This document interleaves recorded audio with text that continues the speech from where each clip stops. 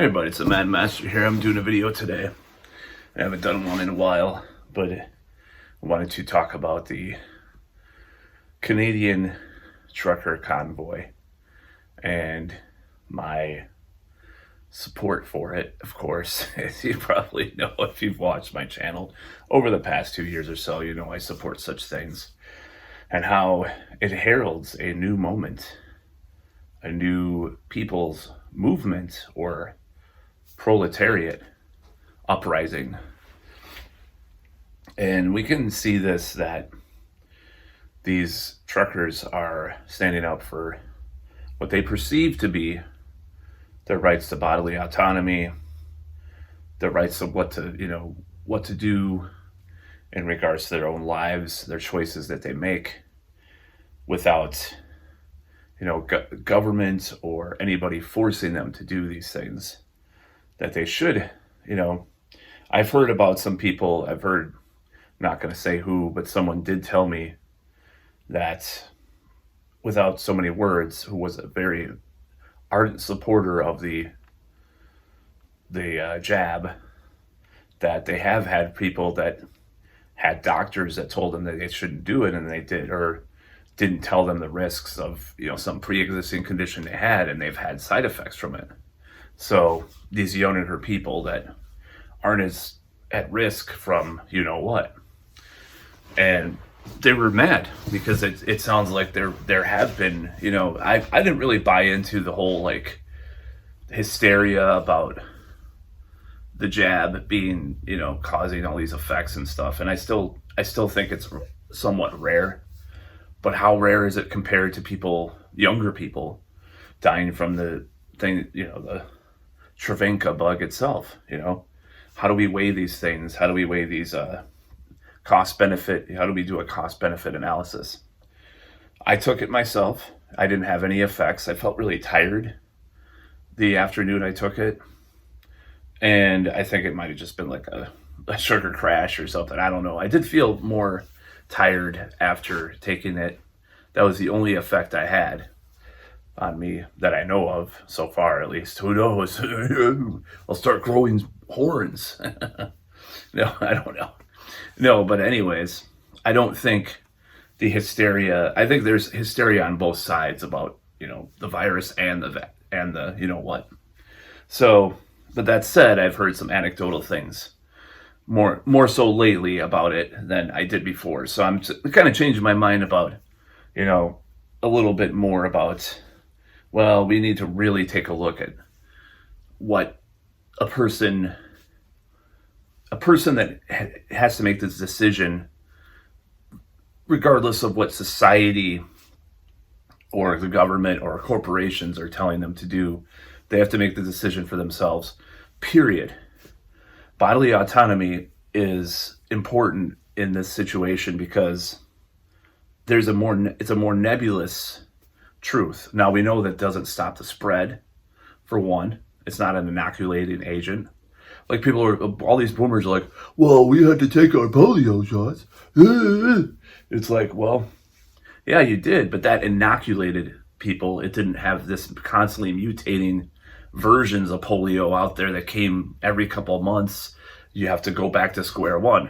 Even if it did lower, let's say, even if it did lower the deaths or whatever, which now I'm even seeing stuff, I'll just be honest, I'm seeing stuff that is making me question even some of the rates and stuff, at least to a certain extent. So what the trucker convoy is trying to say is that we don't want to be under this arbitrary, nebulous standard for the rest of our lives to keep injecting things in our system to be able to go to a grocery store, a bar, or across a border. We don't want to be part of this new society that even The Intercept and even Democracy Now! Have had people on talking about some of these things now. They had there's a new book called The Davos Man by this author, and he talks about these people that did the Great Reset, and then there's people on the Intercept talking about the passport. These mainstream liberal intelligentsia are starting to be like, wait a minute, what is going on with this? So we need to ask these questions. So in my opinion, the trucker convoy is a left wing movement in some ways because it's proletariat workers going against government and corporate authority. So I'm in full support of it. I think Trudeau's running scared, and it's beautiful to see. It's beautiful to see the ruckus that it's caused. I don't like the fact that the media has been so, trying to smear these people, or there's some homeless shelter, or some people got harassed allegedly. Who knows? But just like with BLM, there was Wendy's burned down. That doesn't mean I don't believe. That doesn't mean I don't believe in the cause of stopping police brutality. It's just it's one of these things that we have to take a look at and really. I wish there was a bigger protest in America, in the United States, I mean, because we need people to call this shit out, and with Trudeau, it's one thing. So with people like Trudeau, they shame people for not taking the jab, and they basically dehumanize them, regardless, and just paint with a broad brush, no matter what the decision is. And I think 6X and Hammer the other day talked about a rainbow or a spectrum for people with different beliefs about the virus. There's people that wear masks that don't get the jab, that still want to wear masks. There's people that get the jab that don't want to wear masks. There's people that are against some of the mandates, against all the mandates. There's people that believe in testing. I'm a person that has never been tested, but I do believe that pushing better and more thorough tests is a better way to do this than forcing people to put something into their body that is relatively untested in a long-term sense. Especially where there's New York Times articles about saying, well, you could boost all you want or keep getting even the regular jab, and who knows what's going to happen with your immunity over that time. It's like, maybe they're just saying, there was these articles about super immunity. You get the jab, you get the virus, you get super immunity. All these things, all these theoretical things that people are going back and forth. It's no wonder people believe Joe Rogan versus Fauci, And I listen to Joe Rogan. I don't give a shit. I'm going to defend. I'll do more videos about that too, because it's gotten to be so ridiculous at this point.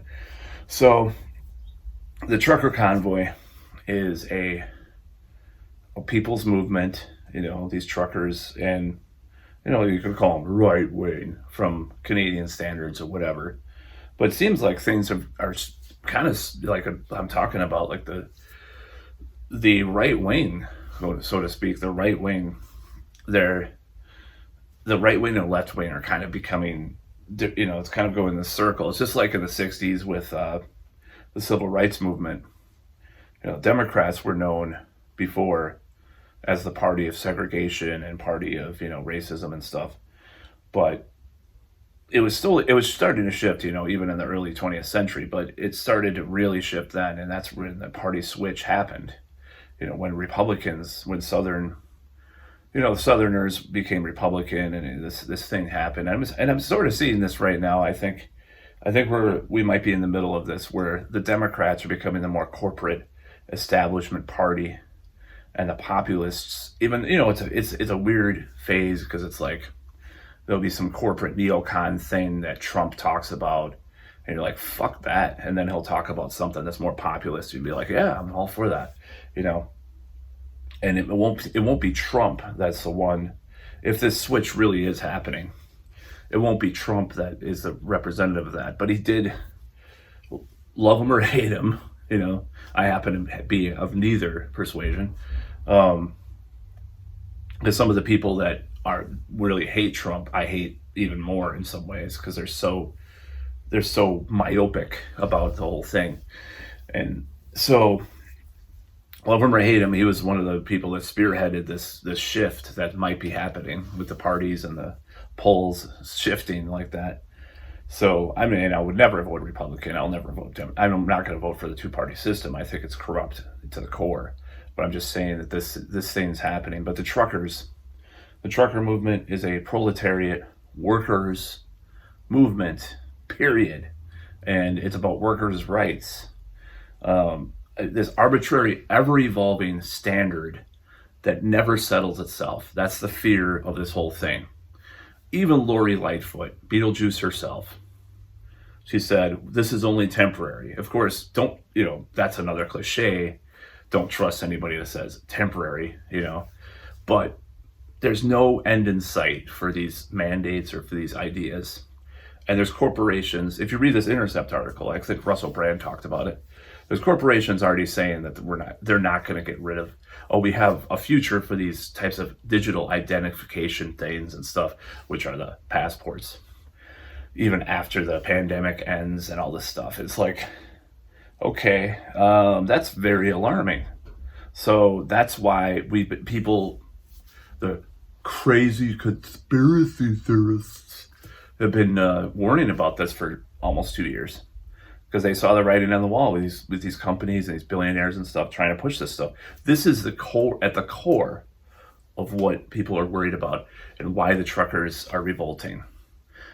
This is why, period. This is why they don't want this arbitrary standard put upon them that is ever evolving, ever changing, to be able to comply with a government decree that is making people rich, that is making private companies rich. That's what's happening with this.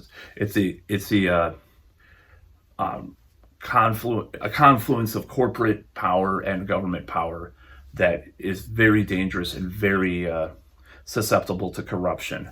That's what we're fighting. That's what we're fighting right now. This is at the core of what this is all about. It's not about people's health, or you're selfish, or you don't want to take the job because you're scared, because you're a man baby, yeah, you're a white supremacist, yeah. No, it's not about that. That is what it's about, what I just said. The fear of an unending, like with regards to Iraq, with regards to 9/11, Patriot Act, all that stuff, war on terror, never-ending war on terror, never-ending pandemic. That's what people are scared of. That is what we're talking about. These ever-evolving goals. The goalposts get moved. The definitions of cases, definitions of deaths. This is what we're all worried about. We are all worried about this takeover by tech companies, by billionaire oligarchs of our day-to-day lives, not be able to move places, go places, go inside places. And it's all happening under the guise of health or freedom, or not freedom, health, people's health, or, we're trying to save people, and it hasn't done shit. Look at the places that have the most restrictive guidelines. Have they stopped the spread? I mean, the only thing you can say is that some of the more highly jabbed places have less death, but so does Africa. And the continent of Africa is less jabbed place on the planet. And they've had, like some places have had like less than 1,000 deaths in their country, or less than 500. And what is that about? And that's something that we have to talk about these things. So I don't care how uncomfortable it is for some of my former friends. Oh, you alienate people by talking about this all the time. Yeah, this is a fucking serious thing. So I'm trying to focus less on it, but I will be talking about it. And this is something we need to stand up to. And I fully support the Convoy. I hope they smash the shit out of the system, and I hope they stop Canada from pushing for these mandates anymore, or at least slow it down, or at least send a clear message that this is not going to be tolerated. Our freedom is at stake to live as fully realized human beings. That's about all.